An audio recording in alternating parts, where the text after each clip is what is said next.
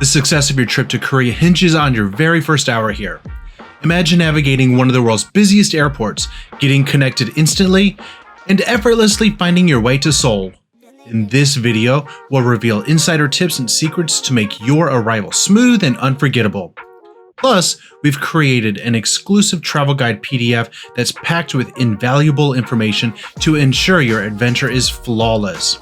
Trust me, you don't want to miss this one. Check the pinned comment to download it now. Are you ready? Let's dive in and make your first steps in Korea extraordinary. Welcome to South Korea. All right, so before you even depart for South Korea, there's a few things you're going to want to do in your home country. First of all, you're going to want to make sure you have a valid passport. Goes without saying. Make sure you have at least 6 months validity on that passport. Make sure you also have a valid visa and or a flight out of South Korea. That's all going to be checked at the immigration point when you enter South Korea. Again, if you need a visa, not every country does, but you're going to want to check with your local embassy. Also see if there's any travel warnings or advisories before you set off to South Korea. You might also need to fill out what is called a KETA. However, a lot of countries are exempted from this for the time being. However, it's something that, again, you'll want to check out for your specific country and your specific situation before you depart to South Korea. Also, as of the filming of this in 2024, there are no COVID restrictions or vaccine requirements, so that is something to be aware of. However, that could change in the future, so definitely check into that before you take off to South Korea. There are a few apps you should install on your phone to make your arrival even smoother. Before you land in South Korea, be sure to download these essential apps. First up, Kakao Maps for seamless navigation around Korean streets. Need to communicate? KakaoTalk is Korea's preferred messaging app. For language assistance, Papago Translator provides instant translations. Stay updated on the subway with Subway Korea, designed for foreigners. And for currency conversions, rely on XE Currency Converter. These apps will ensure your journey is smooth and memorable. So you have just landed in South Korea. Welcome. So we're going to take you through what you should do in the next hour or so while you're here in the airport and how to get down to the city center. So after you deplane, you're going to go through a little bit of a process, and this is kind of a universal process for just about any international flight that you take. I'm not going to be showing that to you though, but I can tell you what you're going to do. You're going to deplane. You're then just going to basically be ushered into a series of events. You're going to want to make sure you have your passport and any required information already filled out. You're going to start by going to immigration. They're going to check your passport. They might take a fingerprint scan of you, and then once you have cleared that, you're going to head down an escalator or elevator. You're going to go to baggage claim. You're going to grab your checked bags before proceeding to customs. They will see if you have anything to declare.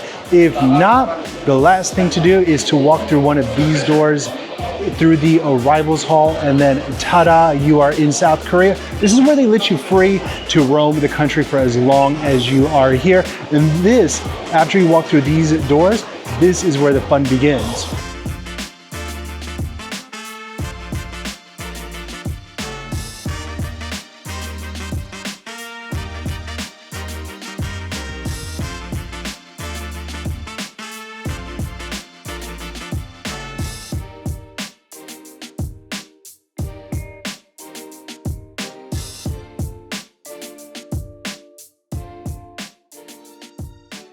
So while it might seem really daunting to go through the airport in a whole different country, don't worry, Incheon is very efficient. Things are in English. There's a lot of counters also that will help you, so don't panic if you don't know what you're doing.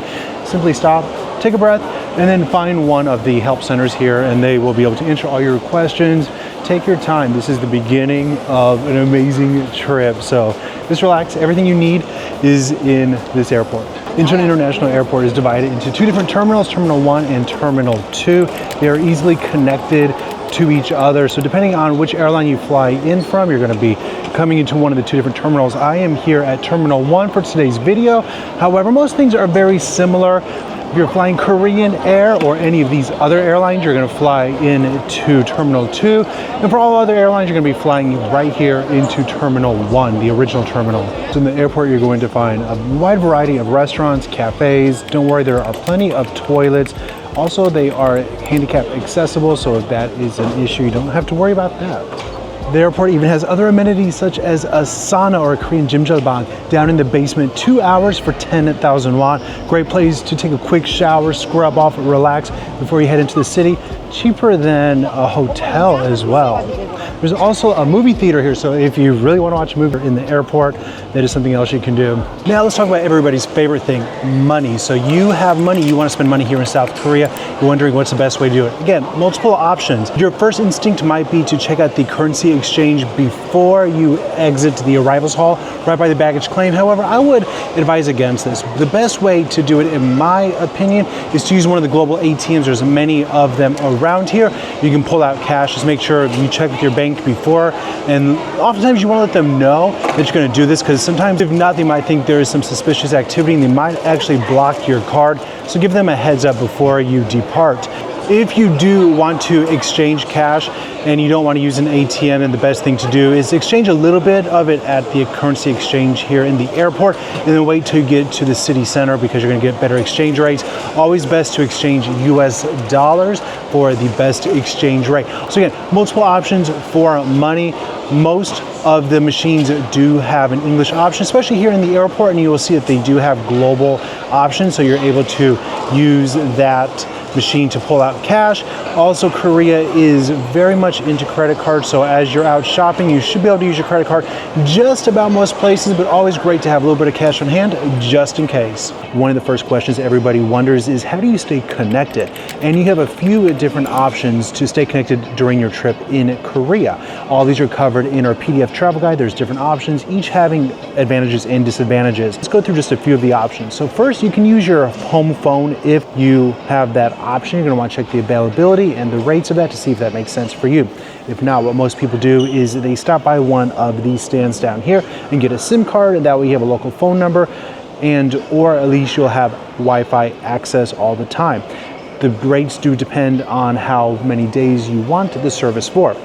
I highly recommend taking care of all this. You can pre-book it before you even come to Korea, have it paid for, and then stop by and pick it up. The good news is that Korea is one of the most connected cities in the whole world. So even if you don't have a SIM card or a Wi-Fi egg, which is kind of a portable device they carry around with you, odds are you're still going to find that there is a Wi-Fi network somewhere around for you to connect to. So something else I highly recommend to do while you are here is to pick up a Discover Seoul Pass. Again, this is something that you can pre-book and pick up when you get here. This is a pass that will give you access to a lot of Seoul's most famous attractions. Some of them are at a discount, some of them are free. It also works as a T-Money card, so you don't have to purchase that, which is another thing you should do before you leave the airport. And you can pick it up right at one of these stands right here. Really recommend doing that, because it's going to save you time and money. Incheon International Airport isn't just any airport, it's consistently ranked among the world's best. Winner of multiple prestigious awards, including Best Airport in the World by Airports Council International. Here, convenience is key. Enjoy free Wi-Fi throughout the terminals, nursing rooms for families, free power chargers, and accessible payphones. Immerse yourself in Korean culture with interactive experiences like traditional performances and exhibitions. Incheon Airport goes beyond expectations to make your journey exceptional. If you packed a lot, you'll be happy to know that luggage carts are all around the airport, and they're absolutely free. Makes traveling with a lot of bags much easier. You'll also find counters like this where you can check your big luggage and they will deliver directly to your hotel, especially if you're staying in Seoul. If you're going with a lot of luggage, it is a great way to kind of transport some of that. In true Korean style, it is very efficient and probably pretty affordable. An option if you're traveling with a lot of bags. So after a long flight, you finally landed in Korea. It is time to check out the convenience store, one of the first stops. Good place is to stock up on some snacks for the trip, or just to have a little fun. You can also just grab a few amenities such as honey butter almonds. Always a good place to stop by. But there's a few things I always recommend. All right, so one of the first things I always want whenever I land back in Korea is a kimbap and a banana milk. Banana milk is just one of those most delicious things and a great way to start the trip.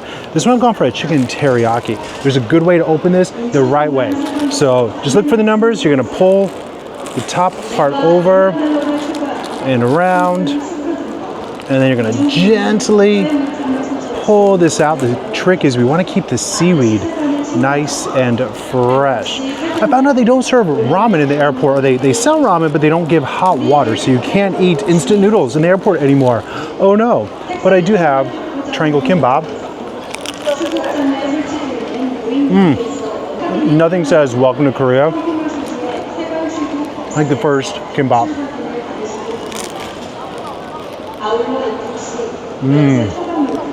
And then to wash it down, gotta go for the banana milk. It is iconic as Korea is. Cheers.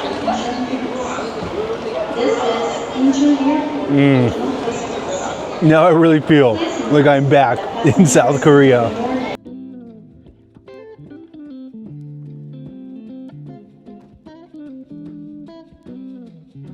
If you need wheelchair assistance, the best thing to do if you are in the arrivals hall, go to gate number 5 or exit number 5, and right there you will see the Tourist Information Center. They can help you with that.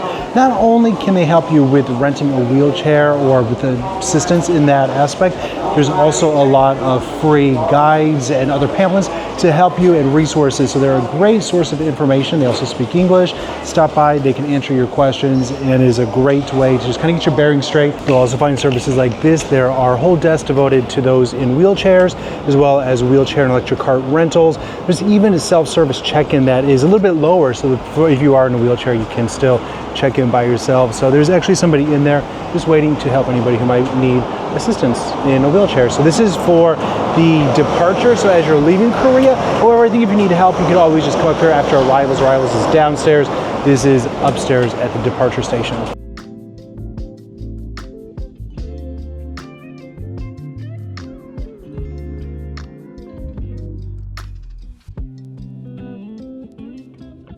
So one thing you absolutely must do is pick up a T-Money card. So a T-Money card is a little plastic card that you load with cash, and this is going to basically be your entrance onto all this public transportation, including buses and subways. Not only in Seoul, but in most parts of the country. So you can get this at CU down in the basement. Some of the convenience stores do sell it, however, not all of them. So look for a sign that says you can get a T-Money card. This is going to be a lifesaver. If you don't get it here, don't worry, you can pick it up once you get to your final destination. Almost every convenience store in Seoul will be selling them.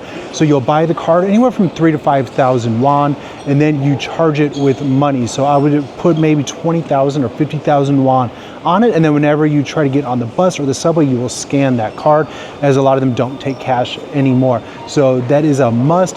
But if you can't get your T-Money card at a convenience store, head down to the basement right next to the Railroad Express station here. You will see machines that sell the T-Money cards, 5,000 won. You pick it up here and then take it to the machine right here to charge it up. So it's 5,000 won for the actual card itself. It's cash only. So make sure you have a little bit of Korean won, and then step over to the next vending machine. You'll put in your card, and then you'll also put in money. Again, recommend somewhere probably between 20 and 50,000, just to kind of start you off. You can always stop in any subway station or in another convenience store and just kind of top it off, pay as you go. That's going to give you discounts on your public transportation, but also just give you access to the subways, the buses. You can even use it in taxis and other places. It's great for use around most parts of South Korea. So once you've taken care of everything that you need to do here in the airport, then it is time to go. Let's get this vacation started. So you have a few different options to get to the center of Seoul or to other parts of the country. One of them, you can rent a car. I'm not sure if I'd recommend that, but if that's something that you're interested in, that is an option. But most people will take one of 4 different options. So after you have exited the arrivals hall here in the basement, you're gonna have a few different options. The first option, the first little island here, this is for buses.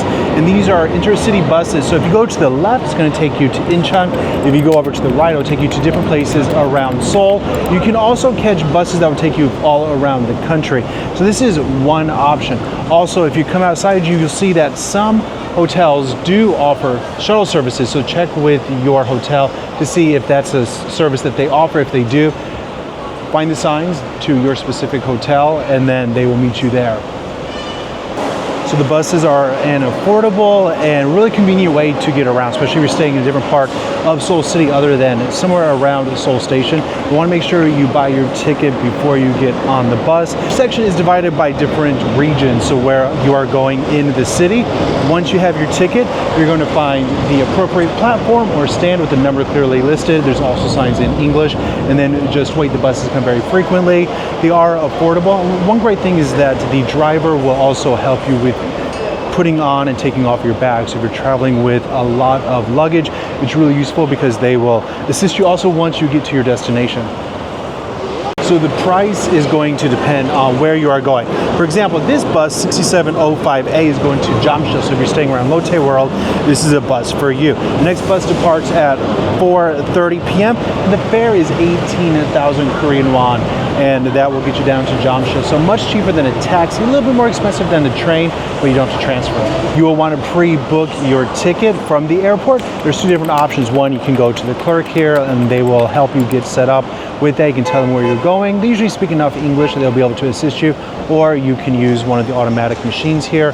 Tell it where you're going and pay for it there. Make sure you have a credit card that will allow you to pay for that, and once it spits out the ticket, you're going to take that with all the relevant information and line up. So if I want to purchase using the machine, everything is in English. I can also buy tickets not just to Seoul, but also from all around the country. I will just simply choose where I am going, so then give me a menu with different times, and then how much the price is. So this is very easy. Once I'm done, it will then print it out. So this will only accept credit cards. So if you don't have credit cards and you only have cash, you're going to want to check with one of the kiosks here, and a real person will help you with that.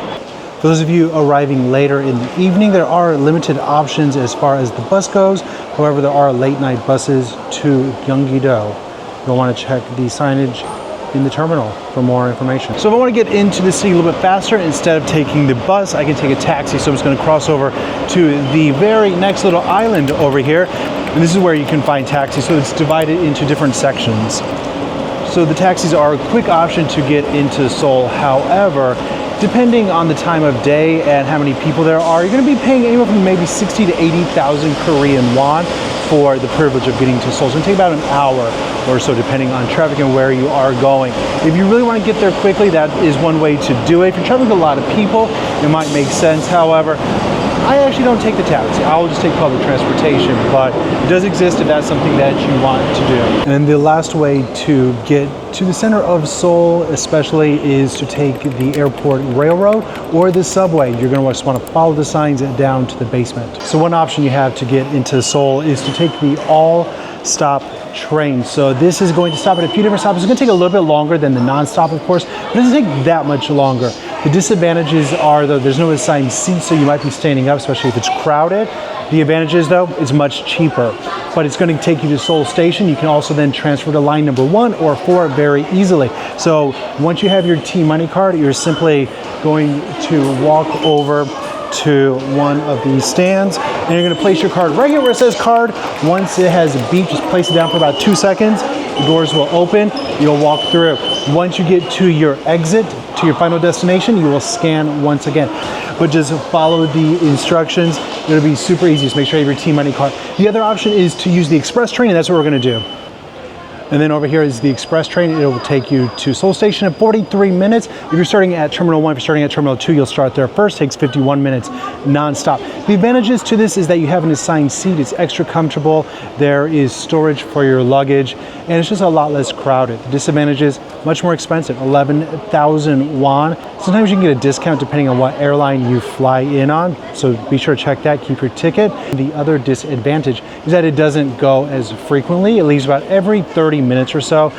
So you might have to wait a while to board the next train, which kind of defeats the timing of it. However, I think it's much more comfortable, especially after a long flight, because it's not as crowded. You have that assigned seat, and yeah, there's places to put your luggage, and I almost never have to sit next to a stranger. So that's what we're going to be taking today. We're going to be taking the express train back to Seoul Station.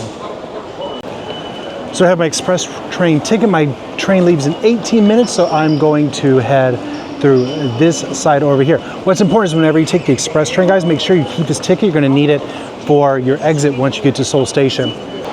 So I scanned this, and then now I will go downstairs. Again, because this is a ticket and this is the express train only, I need to check out what car and seat number I have for my journey. I've got about 43-minute journey to Seoul Station non-stop.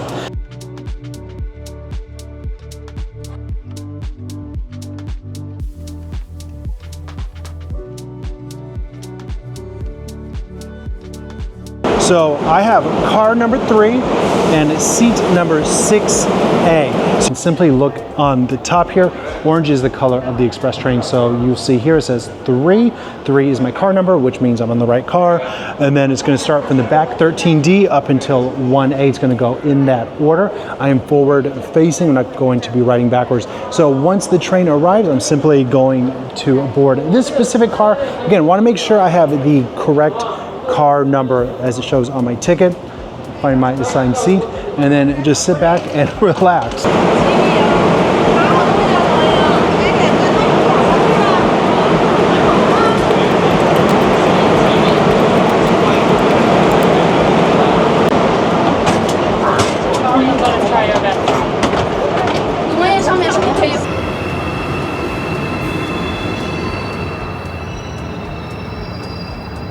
Quick, easy, painless, non-stop trip over to the center of Seoul.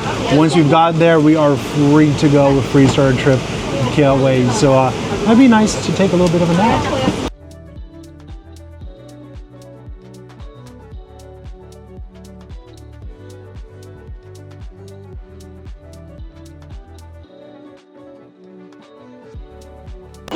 So once we have arrived here at Seoul Station, we have a few different options. We can exit and take a taxi, take a bus, or we can connect to the local subway system. Going through Seoul Station is 2 different subway lines, as you will see here. We have line number 1, which will take you to certain places, and then line number 4 is to take you to certain places such as Myeongdong. So if you're going to Myeongdong, you will just follow the signs to line number 4, and then you're going to transfer right here through Seoul Station. So it's also worth noting that even if Seoul isn't your final destination, if you're going to other places, perhaps you are transferring to Busan, you can come down to Seoul Station and then connect easily to the KTX, which is Korea's bullet train, their high-speed train. It'll whip you down to Busan in under 3 hours or to different parts of Korea. So you just want to follow the signs. Again, everything's in English here, and there are people around that can help you if you need help. If you don't want to transfer to another subway line here, what you can do is you can take one of the exits. So there are 15 different exits here at Seoul Station. You're going to want to find out which one is going to get you closest to where you are wanting to go. 15 is closest to the Airport Express. Exits 1 through 14 are scattered all around. You're going to want to look at the signs to find out which way you need to go. If we take a look at the signs right in front of me, this way will take us through exits 9-1 all the way to exit 14. And this side says exit 1 through 9. So you're going to look for these yellow blocks up there in order to determine where you need to go. All right, so you have successfully navigated your way into the city from the airport. It's easy, convenient, and of course very safe. Now the fun begins. You get to do whatever you want in Seoul. If you don't know what to do, we put together the perfect travel guide vlog. It's over 100 things to see, do, and of course eat while you're in Seoul City. Check it out over here. And don't forget to check out our Korea travel guide PDF in the pinned comments down below. All right, have a great day. See you later. Bye.